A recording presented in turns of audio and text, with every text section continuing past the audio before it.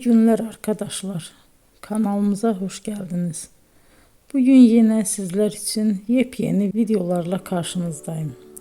İki başarılı oyuncularımız Elçin Sangu ve Barış Ardus'tan güzel paylaşımlarını sizler için hazırladık.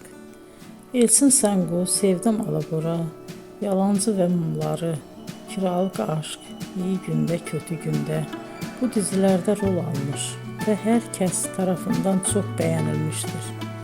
Biz de Elçin Sangu ve Barış Ardus'tan en güzel sempatik fotolarını sizler için hazırladık.